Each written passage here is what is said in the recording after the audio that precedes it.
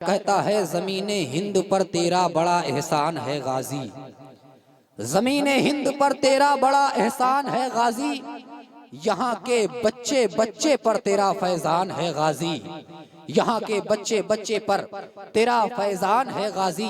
آئیے ہم اور آپ مل کر ایک مرتبہ بڑی عقیدت و محبت کے ساتھ آقا نامدار مدینے کے تاجدار احمد مجتبی محمد مصطفیٰ آمینہ کے لال مدینے کے چاند ان کی بارگاہ میں درود و سلام کا نذرانہ پیش کریں، جن کی بارگاہ میں سیدی سرکار اعلیٰ حضرت جب خراج عقیدت پیش کرتے ہیں تو اس انداز سے لکھتے ہیں، کروں تیرے نام پہ جاں فدا، نہ بس ایک جاں دو جہاں فدا، تو جہاں سے بھی نہیں جی بھرا یا رسول اللہ، کروں کیا کروڑوں جہاں نہیں، کروں مدح اہل دول رضا، پڑے اس بلا میں میری بلا، میں گدا ہوں اپنے کریم کا، میرا دین پارائے نہ نہیں۔ عقیدت و محبت کے ساتھ درود و سلام کا نذرانہ پیش کریں، پڑھیں بآواز بلند، اللہم صلی علی شفیعنا حبیبنا نبینا کریمنا مولانا محمد بارک وسلم، صلو علیہ الصلوۃ والسلام علیک یا رسول اللہ صلی اللہ تعالی علیہ وسلم۔ محترم سامعین کرام، میں نے جس مشہور و معروف آیت کریمہ کو اپنا عنوان سخن بنایا، اللہ تبارک و تعالی اپنے کلام بلاغت میں ارشاد فرماتا ہے، یا ایھا الذین آمنوا اتقوا اللہ وکونوا مع الصادقین، جس کا سیدھا سادہ ترجمہ، جس کا ٹرانسلیٹ مفہوم یہ ہے کہ اللہ تبارک و تعالی ارشاد فرماتا ہے، اے ایمان والو اللہ سے ڈرو اور سچوں کے ساتھ ہو جاؤ۔ پتہ چلا اس آیت کریمہ میں اللہ تبارک و تعالی نے ایمان والوں کو مخاطب کیا، کس کو؟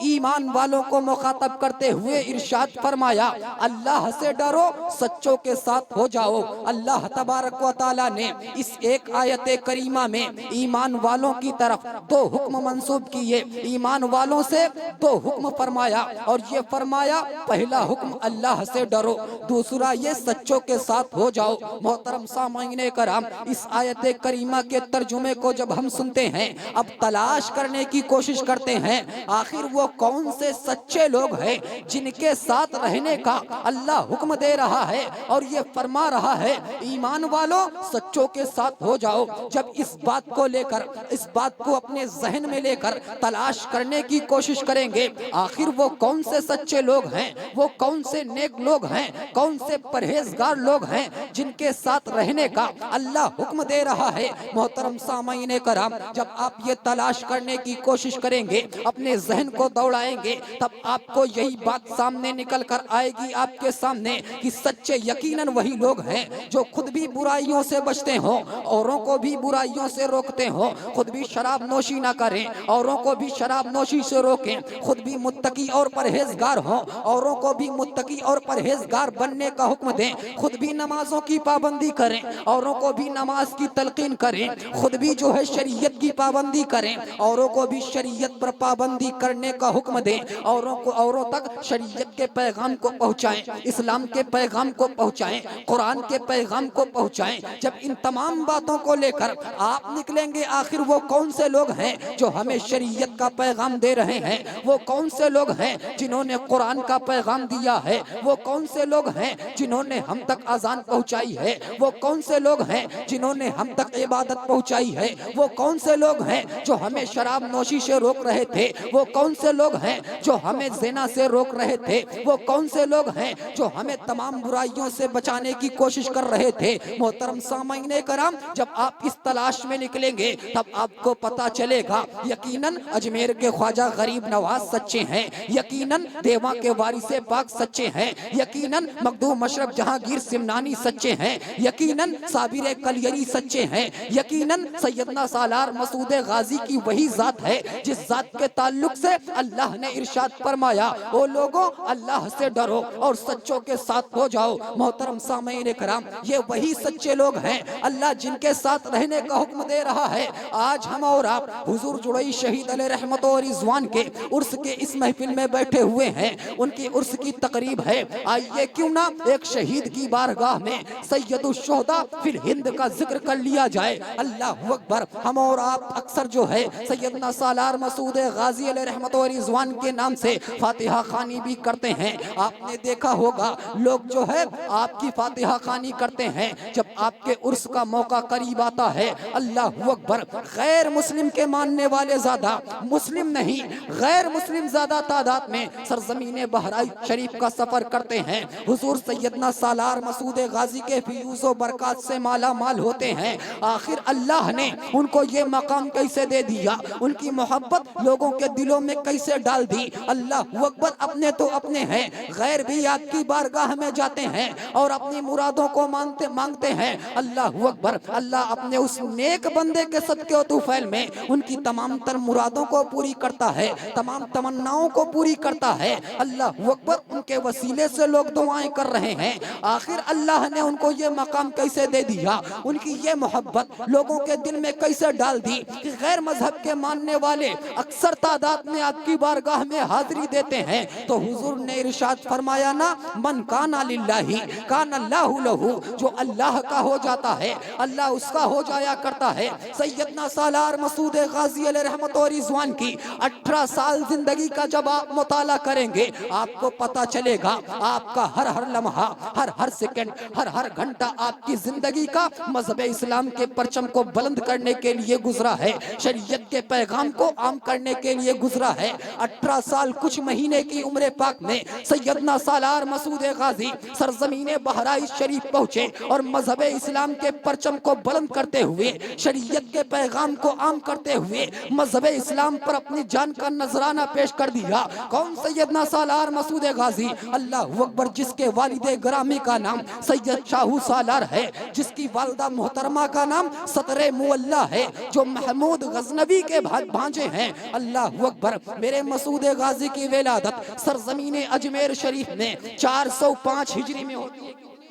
400 تاریخ یاد کریے، میرے مسعود غازی کی ولادت سرزمین اجمیر شریف میں 405 ہجری میں ہوتی ہے۔ جب آپ 4 مہینہ 4 سال 4 مہینہ 4 دن کے ہو جاتے ہیں، آپ کی والدہ محترمہ یعنی سطر مولا اب آپ کی جو ہے تعلیم کے سلسلے میں حضور سید ابراہیم بارہ ہزاری کو بلاتی ہیں۔ حضرت سید ابراہیم بارہ ہزاری جو ہیں یہ آپ کے استاذ بھی ہیں، آپ کے پیر بھی ہیں۔ اللہ اکبر۔ سیدنا سالار مسعود غازی علیہ رحمت و رضوان 4 سال 4 مہینہ 4 دن کی عمر پاک سے آپ قرآن کی تعلیم حاصل کر رہے ہیں، حدیث کی تعلیم حاصل کر رہے ہیں، شریعت کی تعلیم حاصل کر رہے ہیں۔ جب آپ کی عمر پاک 11 سال کی ہو گئی، آپ نے تمام علوم و فنون پر مہارت حاصل کر لیا۔ قرآن کی تعلیم، شریعت کی تعلیم، حدیث کی تعلیم، تمام تر مذہب اسلام کے قوانین کو سیکھنے کے بعد یہی سیدنا سالار مسعود غازی ہیں اب مذہب اسلام کے پرچم کو لے کر اللہ اکبر ہندوستان میں مذہب اسلام کے پرچم کو بلند کر رہے ہیں۔ یاد رکھیں سیدنا سالار مسعود غازی کی ولادت سیدنا حضور غوث پاک رضی اللہ تعالی عنہ سے 65 سال پہلے کی ہے۔ کتنی؟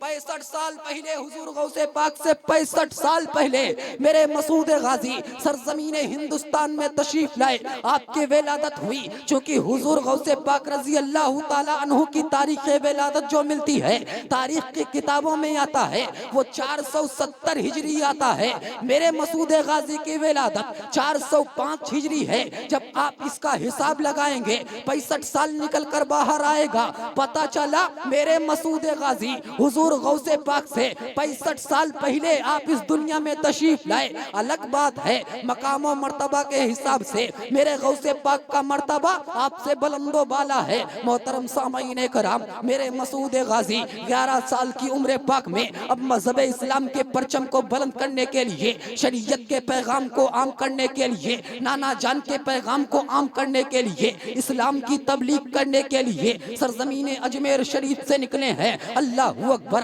اس زمانے میں جب آپ کی عمر پاک 18 سال کی ہو گئی، سرزمین ہندوستان کے بڑے بڑے راجا آپ کے نام سے ڈرا کرتے تھے، آپ کا نام سنتے تھے ان کے پیروں میں لڑکھڑاہٹ آ جایا کرتی تھی، وہ تھر تھر تھر تھر کانپنے لگتے تھے۔ میرے مسعود غازی کی عمر پاک جب 18 سال کی ہوئی تھی، پورے ملک ہندوستان میں آپ کا چرچا ہو گیا تھا۔ علی کا گھر بھی کیا گھر ہے کہ جس گھر کا ہر ایک بچہ جسے دیکھو وہی شیر خدا معلوم ہوتا ہے، چونکہ میرے مسعود غازی کی نسبت مولا کائنات سے ہے۔ اللہ اکبر، آپ علوی سید ہیں، آپ کا سلسلہ نسب محمد بن حنفیہ سے جا کر ملتا ہے۔ میرے مسعود غازی سرزمین رودولی سے ہوتے ہوئے، اجودھیا کے راستے سے ہوتے ہوئے جب سرزمین بہرائچ پر پہنچے تھے، اس وقت وہاں کا جو راجہ تھا اس کا نام راجہ سہردیو تھا۔ اللہ اکبر، اس نے کیا کیا تھا؟ مسعود غازی جب سرزمین بہرائچ پہنچے تھے، راجہ سہردیو کو اس بات کی خبر ہوئی تھی،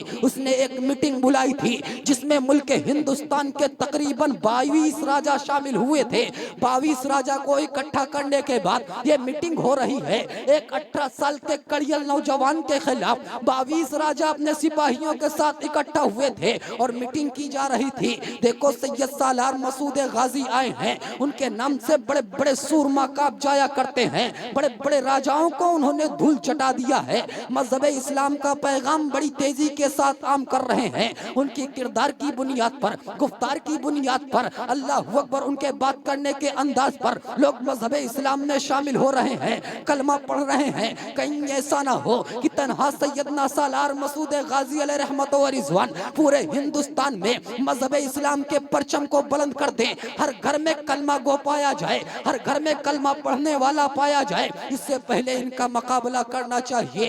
22 راجہ وقت کے حضرت سید سالار مسعود غازی کے خلاف جو ہے منصوبہ بندی کرنے لگے۔ بات کو بتانے کا مقصد جو ہے آپ آخر میں سمجھیں گے، 18 سال کچھ مہینے کی عمر پاک میں اللہ اکبر سیدنا سالار مسعود غازی علیہ رحمت و رضوان کے خلاف جب منصوبہ بندی کر لی گئی، بہرائچ کی سرزمین پر یہ 22 راجہ ایک طرف تھے، میرے مسعود غازی اپنے چند چاہنے والوں کے ساتھ ایک جانب تھے۔ ان ظالموں نے چال چلا، میرے مسعود غازی کے خلاف انہوں نے ایک ایسی منصوبہ بندی کی کہ ایک میدان کا انتخاب کیا گیا، میدان میں کیلیں گاڑی گئی، زمین میں کیلیں دھسا دی گئی، اوپر سے ریت ڈال دیا گیا۔ ایک جانب میرے مسعود غازی ہیں، ایک جانب یہ 22 راجہ ہیں، اللہ اکبر للکار رہے تھے۔ اور مسعود غازی، تمہارا اسلام سچا ہے تو مقابلے میں آ جاؤ، تمہارا قرآن سچا ہے تو مقابلے میں آ جاؤ، تمہارا دین سچا ہے تو مقابلے میں آ جاؤ۔ میرے مسعود غازی کے سامنے جب یہ تمام تر باتیں رکھی گئی تھی، سیدنا سالار مسعود غازی ہیں، اللہ اکبر، اپنے گھوڑے کو اس میدان میں دوڑا دیتے ہیں، لیکن اس زمین پر کیلیں گڑی ہوئی تھی۔ جیسے ہی گھوڑے زمین پر اترتے ہیں، گھوڑوں کی ٹاپوں میں کیلیں چبھنے لگ جاتی ہیں، گھوڑے بدکنے لگ جاتے ہیں، کئی لوگ اس پر گر کر شہید ہو گئے، کئی لوگ گھوڑے کی ٹاپوں کے نیچے آ کر شہید ہو گئے۔ ظالموں کو موقع مل گیا، ہزاروں کی تعداد میں یہ ظالم تھے، دور سے تیروں کا نشانہ لگانا شروع کیا۔ میرے مسعود غازی کی نظروں کے سامنے آپ کے تمام تر ساتھیوں کو شہید کیا گیا، آپ کے چاہنے والوں کو شہید کیا گیا، آپ کے ماننے والوں کو شہید کیا گیا۔ مسعود غازی نے جب اس منظر کو دیکھا تھا، آنکھوں میں آنسو آ گئے تھے۔ ایک درخت کے کنارے پر آپ کھڑے تھے، درخت کے پیچھے کھڑے ہو کر یہ تمام تر منظر کو ملاحظہ فرما رہے تھے، آنکھوں میں آنسو تھا میرے مسعود غازی کے۔ راجہ سہردیو یا راجہ طاہر نے موقع پا کر میرے مسعود غازی کی جانب ایک ایسا نشانہ لگایا، اللہ اکبر، تاریخ میں آتا ہے کہ وہ تیر اڑتا ہوا سیدنا سالار مسعود غازی علیہ رحمت و رضوان کے پیشانی پر آ کر لگا۔ یہ تیر کیوں کھا رہے ہیں؟ نانا جان کی شریعت کو عام کرنے کے لیے تیر کیوں کھا رہے ہیں؟ مذہب اسلام کے پرچم کو بلند کرنے کے لیے تیر کیوں کھا رہے ہیں؟ قرآن کے پیغام کو عام کرنے کے لیے تیر کیوں کھا رہے ہیں؟ اللہ اکبر، اذان کو، عبادت کو ہم تک پہنچانے کے لیے۔ میرے مسعود غازی کی پیشانی پر جب وہ تیر لگا تھا، آپ کی پیشانی کو پار کرتا ہوا وہ تیر پیچھے کی جانب نکل